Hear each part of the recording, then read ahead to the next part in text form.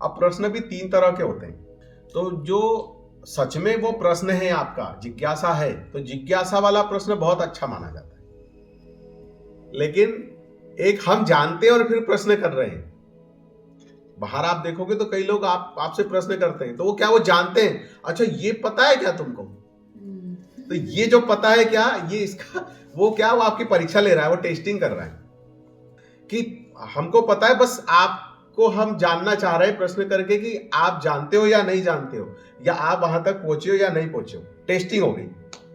और एक जो है जिज्ञासा वाला प्रश्न, और एक प्रश्न होता है कि वो हमारे पास आया है और उसको कुछ देना है, कुछ सिखाना है, तो प्रश्न करके पूछ के समझ लिया कि वो कितना जानता है, फिर उसको आगे हम सिखा देंगे।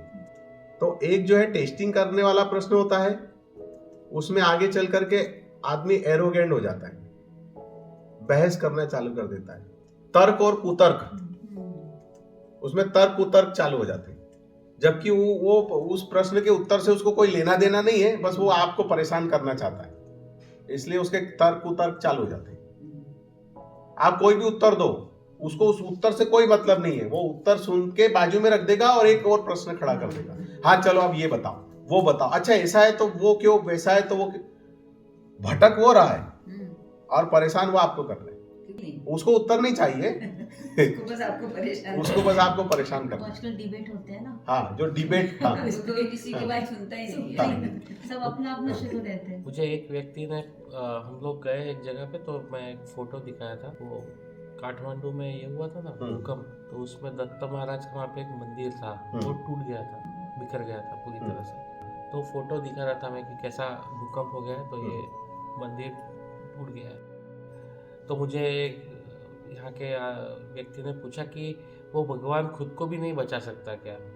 हाँ, तो मैंने बोला कि हमारे धर्म में, ये अज्ञानता भरा उत्तर है। हाँ, वही तो मैंने उसको बोल दिया सीधा कि हमारे धर्म में मृत्यु कोई बुरी चीज नहीं है, वो अटल चीज है। जो भी बनता है उसका नाश होता ही है, तो ऐसा कुछ नहीं है कि मतलब ऐसा वो उससे किसी का शक्ति या हीनता नहीं दिखती है।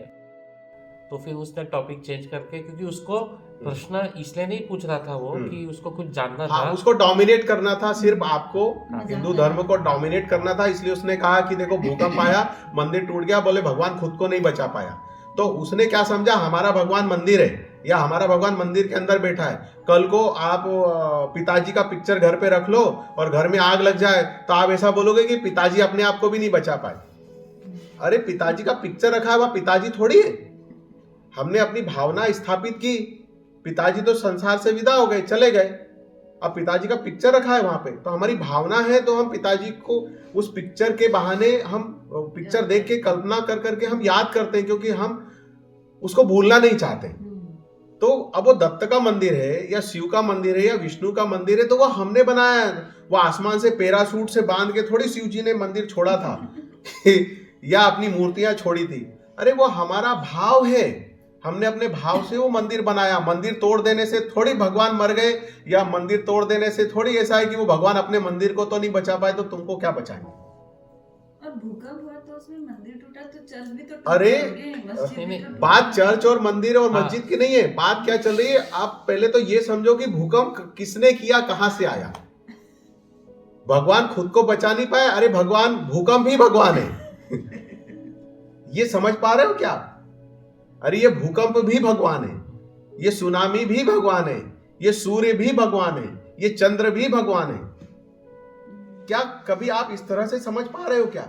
ये मृत्यु भी भगवान है, ये जन्म भी भगवान है, ये सुख भी भगवान है, ये दुख भी भगवान है, ये लाभ भी भगवान है, ये हानि भी भगवान है।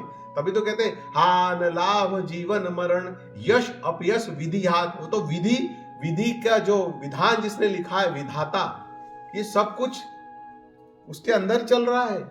आप उसको कह दो कि भगवान नहीं बचा पाए, तो कहना भैया देखो भगवान के अंदर ही भगवान जन्म ले रहे हैं और भगवान मर रहे हैं। कैसे समझाएं आपको? सब में भगवान व्याप्त है, तो वो फिर आप क्या कहते हो, वो चोर, वो तो बहुत बुरा है। तो मैं कहता हूं हाँ भैया, चोर भी भगवान है, हम उसको ऐसे कहते हैं, बुरा भगवान, अच्छा भगवान।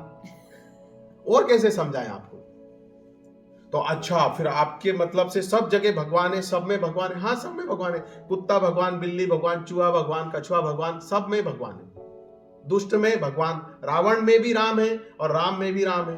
राम के अंदर भी भगवान है और रावण के अंदर भी भगवान है। तो ये क्या चल रहा है? खेल चल रहा है भाई, सब में भगवान है, सब कैरेक्टर हैं।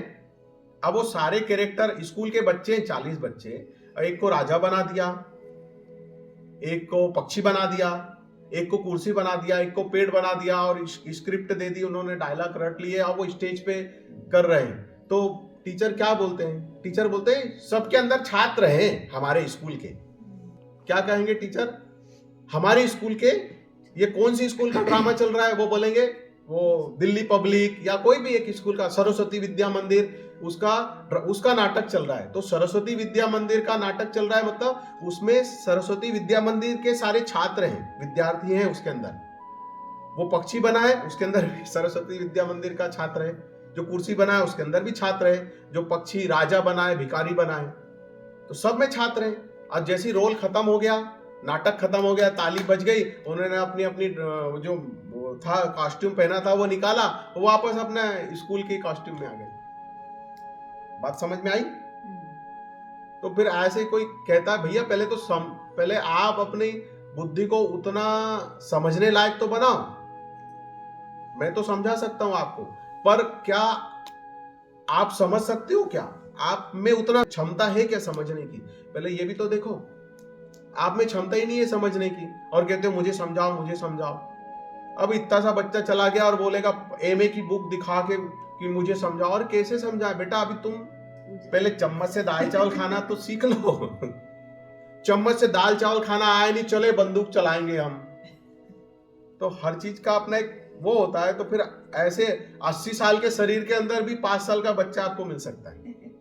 कैसे समझाओ? क्योंकि बचपन से उसने ना ये सत्संग किया, ना ये चीजें सुनी, ना समझी, तो कहां से उसको वो चीज समझ में आएगी? तो आप समझ लो, अगर कोई 60 साल का 55 साल का व्यक्ति आपसे आर्गुमेंट कर रहा है और आपसे तर्क वितर्क और कुतर्क कर रहा है, तो फिर समझ जाओ कि ये तुम्हारा 5-10 साल का बच्चा ही है। ऐसा तो वही करता है, वो समझना नहीं चाहता है और कहता है हमको समझाओ।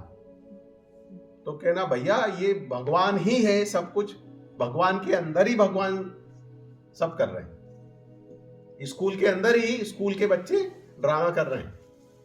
ड्रामा खत्म, बच्चे अपनी अपनी क्लास में चले जाएंगे। और कोई प्रश्न? तो हमारी बात कहां चल रही थी? कुंडली। तो वो जो दो तत्व अलग अलग, वैसे एक ही है लेकिन उसको दो तरह से, जब दो चीज बनाई, एक कैरेक्टर और एक विद्यार्थी। विद्यार्थी होगा तभी तो वो कैरेक्टर में जाके वो ड्रामा करेगा। तो फिर 10-20 विद्यार्थी चाहिए, तो वो उसको अलग अलग रोल दे दिए। तो ऐसी दो ही चीज है कि एक नाटक है और एक नाटक करने वाला है। तो बिना नाटक करने वाले के नाटक अपने आप होगा क्या? तो उस चीज को समझने के लिए ऐसे कहा कि एक शक्ति है और एक शिव है, एक प्रकृति है और एक पुरुष है। तो पुरुष का क्या मतलब हुआ? पुरुष अर्थात मेल और फीमेल नहीं, स्त्री और पुरुष नहीं है। पुरुष का मतलब होता है आत्मा। गीता में कहा है, पुरुष संबोधन किया है, आत्म तत्व को कहा गया है। उसका स्त्री पुरुष से कोई लेना देना नहीं। तो जैसी पुरुष आत्म तत्व है, ऐसी प्रकृति जो है ऊर्जा। तो ये जो ऊर्जा है, अगर ऊर्जा को आप निकाल दो तो खाली जो पुरुष है, जो आत्म तत्व है, वो उसको ऐसे कहा है कि इसको शिव कहा है। तो ये जो शक्ति है, शक्ति के बिना शिव जो है वो 100 के समान है।